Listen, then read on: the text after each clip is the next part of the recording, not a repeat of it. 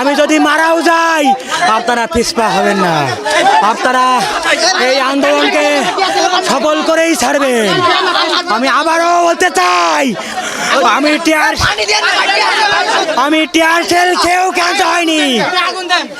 আপনারা যারা সুস্থ আছেন আপনারা পিছপা হবেন না, আপনারা এই আন্দোলনকে সফল করুন।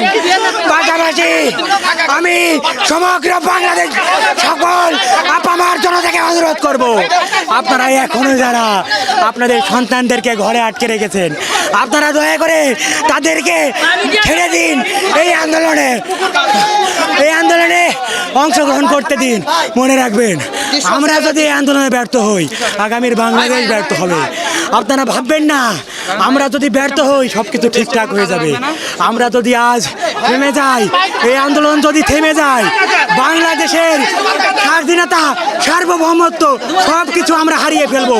কাজেই আমাদের এখন আর কোনো দাবি নাই।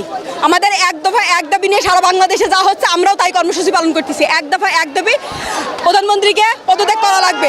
পদত্যাগ ছাড়া আমরা আর কোনো কিছু চাই না, কারণ আমরা সংলাপের সুযোগ দিছি অনেক আগে। 18 তারিখ থেকে শুরু করে যে পরিমাণ গণহত্যা গুম চলাইছে, এরপরে আর আমাদের কোনো রাস্তা নেই, আমাদের পিঠ দেয়ালে ঠিক গিয়েছে। যখন আমরা সংলাপের সুযোগ দিছি তখন সাধারণ স্টুডেন্টরা ছিল, সবাই সাধারণ স্টুডেন্ট ছাড়া কেউ ছিল না। সেইখানে মার দেওয়া হয়েছে, গুম করা হয়েছে, তাদের বাপ মাকে তুলে নিয়ে যে হয়রানি করা হয়েছে, সব ধরনের প্রস্তুতি তারা নিয়ে করেছে। এখন আর সংলাপ কিসের ভাই? এখন আর কোনো সংলাপ নাই। আমরা একটাই দাবি, একটাই সবার এক দফা একই দাবি, আপনি পদত্যাগ করেন। কারণ শেখ হাসিনার পদত্যাগ। আমাদের পুলিশ আমাদের উপরে সন্ত্রাস বাহিনী আমাদের গ্যাস সরছে, আমাদের চোখে আমরা কোনো বিশৃঙ্খলা সৃষ্টি করে নাই, ওরা নিজেরাই আমাদের উপরে নিক্ষেপ করছে। পুলিশটা হিজলা আরে ছাত্রলীগ, আচ্ছা ভাই আমাদের উপরে ছাত্রলীগ, পুলিশ লীগ, যত লীগ আছে ভাই সম্পূর্ণ আমাদের উপর অত্যাচার করছে ভাই। বিনি কাজে আমাদের চোখে মুখে গ্যাস ছাড়ছে, আমাদের অবস্থা দেখেন কি হয়েছে। আমাদের 3-4টে ভাই আহত হয়েছে এবং তো হসপিটালও নিয়ে গেছে।